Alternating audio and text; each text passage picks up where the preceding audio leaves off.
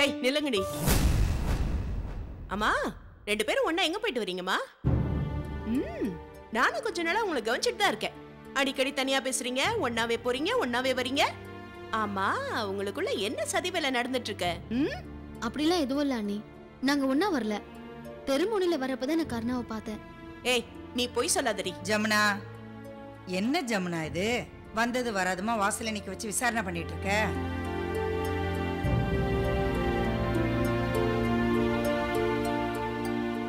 அத்தை, நான் இப்ப அப்பா வீட்டுக்கு தான் போயிட்டு வரேன். நிலா மேல உங்க எல்லாருக்கும் எந்த அளவுக்கு கோவம் இருக்கோ அதே அளவுக்கு தான் எனக்கும் இருக்கு.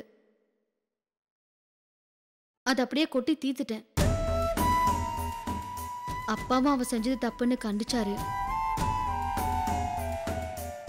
இனிமே கர்ணாவை பத்தி நிலா அந்த மாதிரி எல்லாம் பேசவே மாட்டா.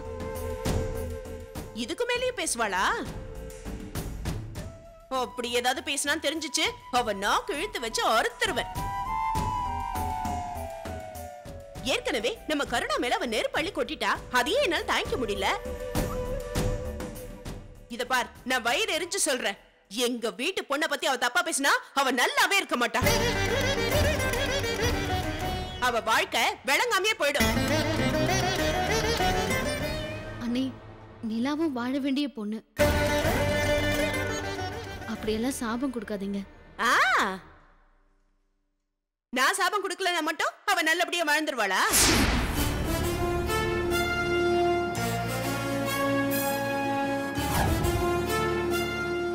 ஒழுக்கமா வளர்ந்த பொண்ணுங்களுக்கே நல்ல மாப்பிள்ளையா பார்த்து கல்யாணம் பண்ணி வைக்க முடியல. உன் தங்கச்சி கண்ட கண்ட ஆளுங்களோட ஊர் சுத்திட்டு இருக்கா. அவளுக்கு எப்படிமா சந்தோஷமான வாழ்க்கை அமையும்?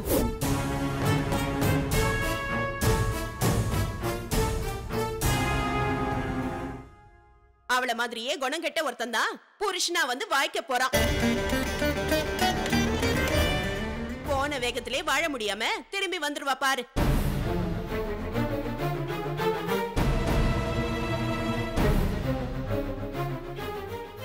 ஜமுனா, நீ பேசாம இரு.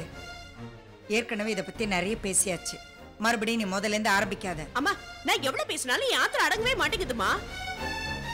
அந்த குடும்பத்துல எவ்வளவுக்காவது நம்மள பத்தி பேசுறதுக்கு யோகியதை இருக்காமா? மா, எங்க 3 பேரையும் எவ்வளவு கட்டுப்பாடா நீங்க வளர்த்திருக்கீங்க. நானும் சுகுணாவும் நீங்க காட்டின மாப்பிள்ளை தானே கல்யாணம் பண்ணிருக்கோம். ஆனா அவளுங்க அக்கம் பக்கத்துல இருக்கிறவங்களை வளைச்சு போடுறதுலயே குறியா இருக்காளுங்க.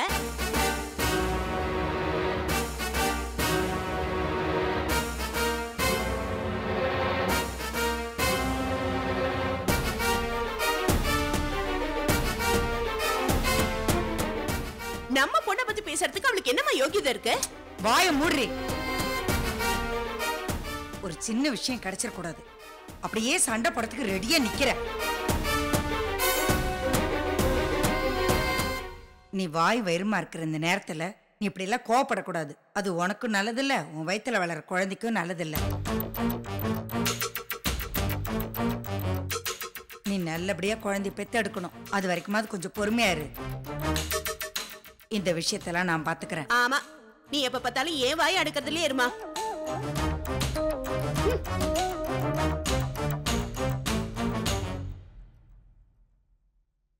சக்தி, அவ பேசின எதையும் மனசுல வச்சுக்காதம்மா. அவ அப்படிதான். நீ நம்மளுக்காக உன் வீட்டுல போய் பேசிட்டு வந்த பாரு, அதை நினைச்சா எனக்கு எவ்வளவு சந்தோஷமா இருக்கு தெரியுமா? சரி, இன்னும் எதுக்கான அசுமா வெளியில நின்று பேசிக்கிட்டு உள்ள போய் வேலை பாரு.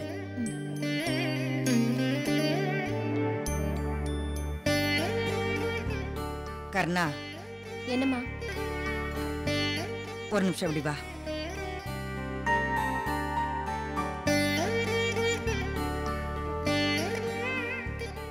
இவ்வளவு பிரச்சனைக்கும் நீ தான் காரணம். இனிமே இந்த மாதிரி பிரச்சனைக்கு நீ காரணமா இருக்காத. புரியுதா? உனக்கு கல்யாண ஏற்பாடெல்லாம் பண்ண ஆரம்பிச்சிட்டேன். இனிமே நீ அனாவசியமா வீட்டை விட்டு வெளியில எங்கேயும் போகக்கூடாது. லைப்ரரிக்கு போறேன், ஃப்ரெண்ட்ஸை பார்க்க போறேன், முக்கியமா அந்த பையனோட சேர்ந்துக்கிட்டு சேவை பண்ண போற எல்லாம் போகக்கூடாது. இனிமே அவனோட பேசவோ பழகவோ வேண்டாம், நிறுத்திக்கும். அந்த பையனோட பேரை மறந்துட்டேன்னு சொன்னேன்னா ரொம்ப சந்தோஷப்படுவேன். அம்மா உன்னை இப்படி வீட்டோட வச்சு கட்டுப்படுத்துறது உனக்கு கஷ்டமா தான் இருக்கும். எனக்கும் சங்கடமா தான் இருக்கு. அந்த நிலா பொண்ணு உன்னை இப்படி பேசிட்டாளேங்கிற கோவத்துல தான் நான் உன்னை அடிச்சிட்டேன். உன் மேல சந்தேகப்பட்டு இல்லம்மா. நீ அப்படி தப்பான வழிக்கெல்லாம் போக மாட்டேன்னு எனக்கு நல்லா தெரியும். ஆனா தெரிஞ்சோ தெரியாமலோ உன் மேல இப்படி ஒரு பழி வந்துருச்சே, அதுக்காக அப்படி பேசுறவங்கள கோச்சிக்கிறதுலயோ இல்ல அவங்கள கண்டிக்கிறதுலயோ எந்த பிரயோஜனமும் இல்லம்மா. நீ அப்படிப்பட்ட பொண்ணு இல்லைன்னு நிரூபிக்கணும், அதுதான் முக்கியம். இது உன் வாழ்க்கை சம்பந்தப்பட்ட விஷயம். இதுல ஏதாவது பிரச்சனை வந்துட்டா அதை தாங்கிக்கிற சக்தி இந்த அம்மாக்கு இல்லம்மா. பார்த்து நடந்துக்க.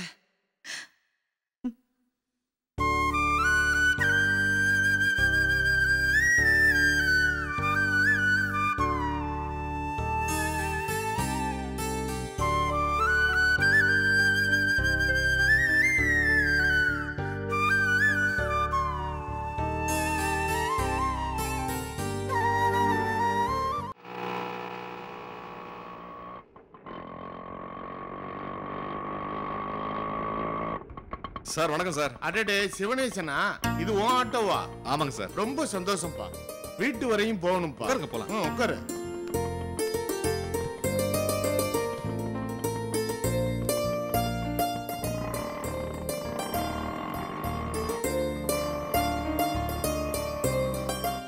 என்னப்பா நம்ம ஏரியா பக்கமே உன்னை பார்க்க முடியறது இல்ல? எங்க சார், சவாரி ஓட்டிட்டு அப்புறம் வீட்டுக்கு போறதுக்கே நேரம் சரியா இருக்கு. வெளியே எங்கேயும் வரதே இல்லை சார். ஆமா, நீங்க எங்க சார் இந்த பக்கம்? ஜிஹெச்சுக்கு வந்தோம்ப்பா. என் தம்பி பொண்ணு அங்க அட்மிட் பண்ணிருக்காங்க. யாரு? இந்த காலேஜ் படிச்சிட்டு இருந்த அந்த பொண்ணா? ஆமாப்பா. என்ன சார் ஆச்சு அந்த பொண்ணுக்கு? அதை ஏன்பா கேக்குற? அவ யாரோ ஒரு பையன்கிட்ட போன்ல ரொம்ப நேரமா பேசிக்கிட்டு இருந்திருக்கா. அதை பெத்த அப்பனால பாத்துக்கிட்டு சும்மா இருக்க முடியுமா? கூப்பிட்டு கண்டிச்சிருக்கான். அதுக்கு போய் கோவிச்சுக்கிட்டு விஷத்தை குடிச்சிட்டான். ஐயோ, இப்போ எப்படி சார் இருக்கா? உயிருக்கு ஆபத்துல காப்பாத்திட்டாங்க. ஆனா அவங்க அப்பா அம்மா ரொம்ப துடிச்சு போயிட்டாங்க. தெரியாம பேசிட்டோண்டி, எங்களை மன்னிச்சிருன்னு அவங்க கதறி அழுறத பார்த்ததும் எங்களுக்கு ரொம்ப கஷ்டமா போச்சு. இப்ப அழுது என்ன பிரயோஜனம்? இருக்கிறது ஒரே பொண்ணு. அவளை பக்குவமா பேசித்தானே சரி பண்ண முடியும். என் தம்பி கோவத்துல கொஞ்சம் அதிகமாவே பேசிட்டான். அத அந்த பொண்ணால தாங்க முடியல. அவசரப்பட்டு இப்படி பண்ணிக்கிட்டான். நீங்க என்னங்க தம்பியே குறை சொல்றீங்க? பொண்ணு தப்பு பண்ணா பெத்தவங்க கண்டிக்க மாட்டாங்களா? கண்டிக்கலாமா, ஆனா இந்த காலத்து பிள்ளைங்களுக்கு பொறுமையும் இல்ல, பெரியவங்க சொல்றதை கேட்டு நடந்துக்கணும்னு புத்தியும் இல்ல. தப்பு பண்ணதெல்லாம் நீ. நானும் சத்தியமா கோயிலுக்கு போனது நீங்க தப்பா நினைக்கிறீங்களாப்பா? நான் நினைக்கிறது இருக்கட்டும், வெளில இருந்து பாக்குறவங்களுக்கு அது தப்பா தான் தெரியும். நீ ஒரு நல்ல பொண்ணா மட்டும் இல்ல, ஒரு நல்ல ஃப்ரெண்டா கூட நடந்துக்க. இதுதான் கடைசி தடவை. உன்னை பத்தி எந்த கம்ப்ளைண்ட்டும் வரக்கூடாது. மீறி வந்துச்சு தொலைச்சிரும். நாம ஒரு வார்த்தை சொன்னா போதும், உடனே உணர்ச்சி வசப்பட்டு தப்பான முடிவு எடுத்துக்கிறாங்க. அதனாலதான் பேப்பர்ல தினம் ஒரு தற்கொலை நியூஸ் வந்துகிட்டு இருக்கு. நாம தப்பு பண்ணதுனால தானே கண்டிக்கிறாங்க, நம்ம நல்லதுக்கு தானே சொல்றாங்கன்னு ஒரு நிமிஷம் கூட பிள்ளைங்க யோசிக்கிறதே இல்லை. நம்ம மேல கோவத்தை காட்டுறதா நினைச்சு பைத்தியக்காரத்தனமா பண்ணிக்கிறாங்க. எல்லா இடத்துலயும் இப்படி நடக்கிறப்ப நாம தான் ஜாக்கிரதையா இருக்கணும். அவசரப்பட்டு பேசிட்டு அப்புறம் வருத்தப்படுறதுல என்ன அர்த்தம் இருக்கு? நீங்க சொல்றது வாஸ்தவம் தாங்க. ஆனா இந்த ஆம்பளை பசங்க எவ்வளவோ பரவாயில்ல, நீ என்ன வேணாலும் சொல்லிட்டு போயிருன்னு அலட்சியமா போயிடுறாங்க. ஃப்ரெண்டுங்களோட சுத்துறதுனால கவனமும் மாறிடுது. ஆனா பொம்பளை பசங்க இருக்காங்களே, ஒரு சின்ன விஷயத்த கூட தாங்கிக்க மாட்டாங்க. அதான் இப்படி எல்லாம் பண்ணிக்கிறாங்க. இத்தனைக்கு சுருதி தைரியமான பொண்ணு. அவ இப்படி பண்ணுவான்னு நாம எதிர்பார்த்தோமா? அவளே இப்படின்னா மத்தவங்களை பத்தி கொஞ்சம் யோசிச்சு பாரு. இந்த விஷயத்துல பிள்ளைங்க மேல பழிய போட்டு நாம ஒதுங்கிட முடியாது. நாம தான் அவங்கள கண்டிக்கிறதுக்கு முன்னாடி கவனமா இருக்கணும். பேசும்போதே ஒரு தடவைக்கு 4 தடவை யோசிச்சு பேசணும். இல்லைன்னா கஷ்டமும் நஷ்டமும் நமக்கு தான். என்னங்க பண்றது, பெத்தவங்கள பார்த்து பிள்ளைங்க பயப்படுற காலம் போய் பிள்ளைங்கள பார்த்து பெத்தவங்க பயப்படுற காலமா மாறிடுச்சு. ஏப்பா வண்டியை இங்கேயே நிறுத்திக்கப்பா, உள்ள போக முடியாது. ஆ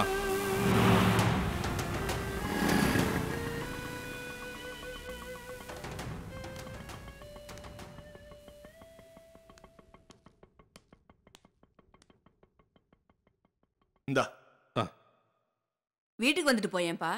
இல்லைம்மா, இன்னொரு நாள் வரேன். வரேன் சிவனேசா. சரிங்க சார்.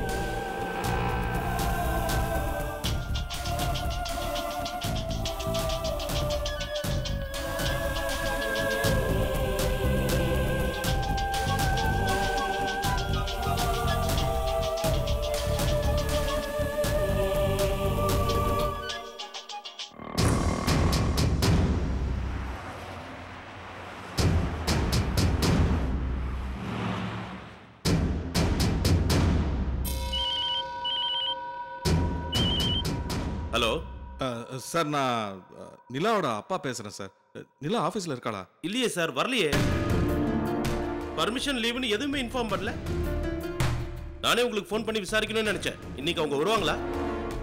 இல்லை சார், அது வெளில போயிட்டு அப்புறம் ஆஃபீஸுக்கு போகிறதா சொன்னான். நான் கூட ஃபோன் பண்ணி பார்த்தேன். ஃபோனில் ஏதோ பிரச்சனை போல இருக்கு. வந்த உடனே எனக்கு ஃபோன் பண்ண சொல்கிறீங்களா சார்? வந்தா கண்டிப்பா சொல்றேன் சார். ஆ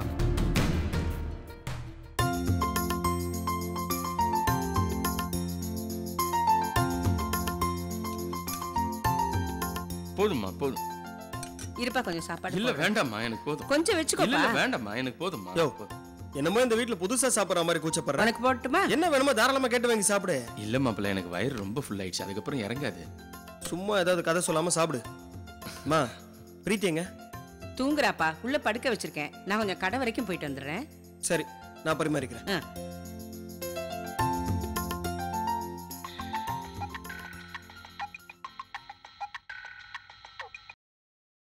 ஹலோ.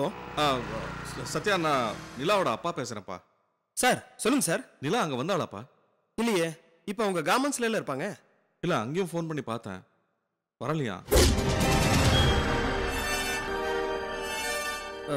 வேற யாராவது ஃப்ரெண்டு வீட்டுக்கு போயிருப்பாங்க சார். நீங்க அவங்களுக்கு ஃபோன் பண்ணி பார்த்தீங்களா? இல்லை, ஃபோன் பண்ணி பார்த்தேன், ரிங்கு மட்டும் தான் போகுது, எடுக்கல. உங்ககிட்ட ஏதாவது பேசினாளா? இல்லையே சார், நேற்று ஈவினிங் பேசுனதோட சரி. ஆமா, நீங்க எவ்வளோ டென்ஷனாக பேசுறீங்க? வீட்டில் ஏதாவது பிரச்சனையா? இல்லை, அது காலையில் கொஞ்சம் சத்தம் போட்டேன். அதான் அந்த கோவத்தில் ஏதாவது கோயிலுக்கோ ஃப்ரெண்டு வீட்டுக்கோ போயிருப்பாங்க. கோவம் குறைஞ்சதும் வந்துடுவாங்க சார், கவலைப்படாதீங்க. இல்லை சார், எவ்வளோ கோவமாக இருந்தாலும் என்கிட்ட பேசாமலாம் இருக்க மாட்டா, ஃபோன் எடுக்காமலாம் இருக்க மாட்டா சார். காலையில் கார்மெண்ட்ஸுக்கு போகிறேன்னு கிளம்புனா, ஆனால் அங்கேயும் வரல, ஃபோனும் எடுக்கல. எனக்கு விபரீதமாக என்னென்னமோ நினைக்க தோணுதுப்பா. நீங்கள் தேவையில்லாமல் பயப்படுறீங்கன்னு நினைக்கிறேன். ஈவினிங்குள்ளே எப்படி இருந்தாலும் நிலா வந்துடுவாங்க சார். அவங்க நம்பருக்கு நானும் ட்ரை பண்ணி பார்க்குறேன். லைனில் வந்த உடனே உங்களுக்கு இன்ஃபார்ம் பண்ணுறேன்.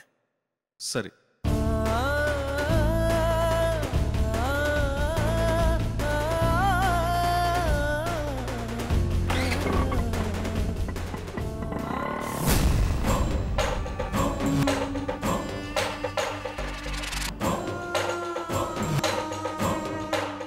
நிலாவுக்கு என்னாச்சு சத்யா?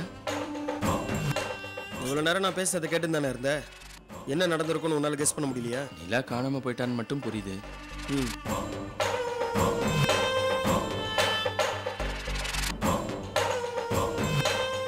முட்டை பொரியல் நல்லா இருக்குல்ல?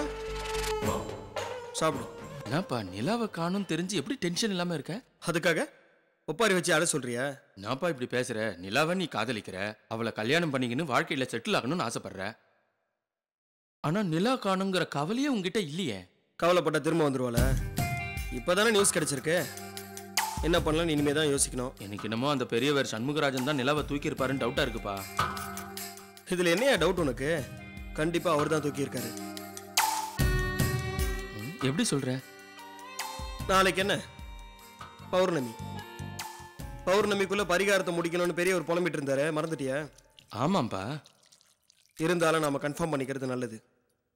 நிலாவோட நம்பர் தரேன், நீ அவளுக்கு ஃபோன் பண்ணு. எதுக்கு? ஒருவேளை பெரிய ஒரு நிலாவை கடத்திருந்தாருன்னா என் நம்பரை பார்த்தோன்னு உஷாராயிருவார்ல, அதுக்கு தான் உன்னை ஃபோன் பண்ண சொல்கிறேன். எனக்கு ஒன்றுமே புரியலையப்பா. என்ன ரீச் பண்ண முடியலனா இந்த நம்பரை காண்டாக்ட் பண்ணு அப்படின்னு நிலா கிட்ட உன் நம்பர் தான் கொடுத்துருக்கேன். அவளும் உன் பேரை மாம்சன் போட்டு ஸ்டோர் பண்ணியிருக்கா. ஒருவேளை நீ ஃபோன் பண்ணி நிலா எடுத்துட்டானா எந்த பிரச்சனையும் இல்லைன்னு அர்த்தம். எடுக்கலை, பெரிய ஒரு சண்முகராஜா அவருடைய விளையாட்டை ஆரம்பிச்சிட்டாருன்னு அர்த்தம். சரிப்பா, நம்பரை கொடு, ஃபோன் பண்ணுறேன். இதான் நிலா நம்பர்.